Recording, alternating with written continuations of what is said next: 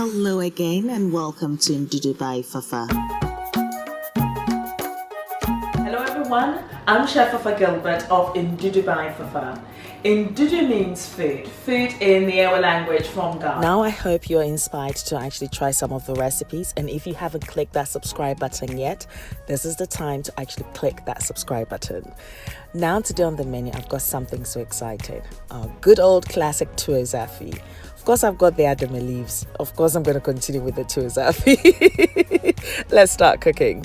Now into a bowl, add 125 grams of corn flour and 125 grams of cassava flour. Now these are readily available in most African or Asian shops. I'm now going to be adding 500 milliliters of water, and I'm going to mix this till it's well combined. Tuo Zaafi actually originates from the northern part of Ghana, even though it's actually enjoyed across the country.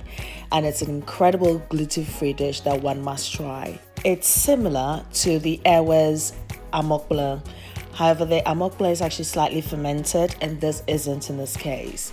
So we mix everything together, transfer it into your saucepan, and we're going to cook this till it actually becomes pliable and just beautiful. This is a must-try dish, really. So yes, this actually would take a total of about 15 minutes to cook this. So it doesn't take that long. So yeah, just keep stirring. This would actually avoid any lumps because you have to. And you don't need to activate your chorus much because it's light and fluffy and just melts in your mouth when you do enjoy it. Now, in terms of the quantity of cassava flour, you can actually reduce that by half instead of actually using 125 grams. But I like it when it actually has that equal amount, and I like that stretchy loveliness about it. So I'm just showing you how I make it. So at this point, it's becoming pliable. It's actually forming, and you can see there's no lump. It's soft, as you can just see. There's not much of a coaction here. So you just keep stirring this, and at some point you can cover it, lower your heat to its lower setting, allow it to steam through for about 3-4 minutes, and then you just keep continuing till it's nice and darker, and when you taste it, it's just lovely. Now, this recipe does not include salt. You do not actually add salt to this because the soup would actually have that. The soup and the stew that actually accompanies this dish actually gives it that flavor. So now to actually mold it, because it's very soft, I've actually placed some cling film in my molds, and I just drizzle with a little bit of water so that it's easier. And then I just actually drop my ladle in water just to allow me to actually cut through the Tuo Zaafi without it sticking to the ladle, and it just comes off just perfectly and easily. So once you've actually portioned your Tuo Zaafi into your molds, you actually just cover it with the cling film and just roll it into your preferred shape. I just twist it and just seal it, and I'll leave it till it's actually warm. So that should take about 3 to 4 minutes, because then it hardens up a little bit and it's just great. This is easy. So this is the Tuo Zaafi. Traditionally, Tuo Zaafi is actually served with a beautiful flavor-packed stew. So it's exactly what I'm actually going to be adding to it. Now, if you've actually watched my perfect lamb stew, that's exactly what I used in serving this dish. And it's just incredible. So you just watched my previous video, and yes, I'd actually leave the link at the top so that'd be easier for you.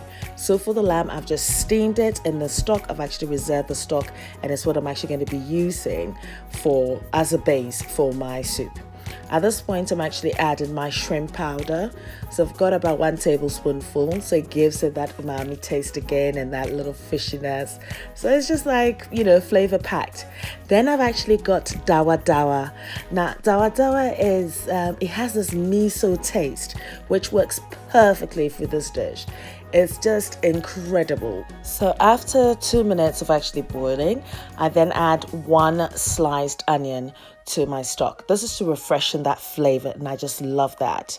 And now I've actually got my leaves, the molokai leaves or adama leaves.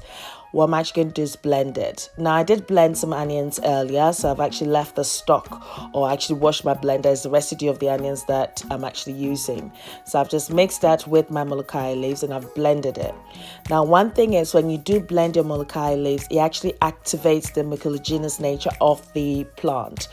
So yes, you have that little drawness that comes to it. So imagine this. You've got your Ayoyo soup, which is how it's actually mentioned though. which is packed with flavor. You've got the lamb stew, which is also packed with flavor. And then you've got this beautiful, delicate Tuo Zaafi to accompany this.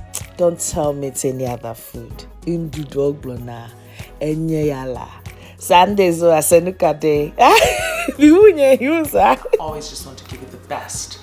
So I hope you're actually inspired to try the recipes, that you're enjoying the new flavors that you might be introducing to dishes that you never did before, and twisting things as always. But I do appreciate your likes and comments, and you guys are so kind and so sweet. Very inspiring, actually. Thank you very, very much. You will find the transcript of the recipe on my blog in ndudubyfafa.blogspot.com, so do check it out. I'm on Facebook, Twitter, and Instagram as Ndudubyfafa. Next week, we'll be doing our Christmas menu, and it's going to be incredible. I've got some amazing surprises for you guys. We've got it locked down on Ndudubyfafa. Akbalu. Thank you for watching. Be nice, be you, be beautiful. I love you.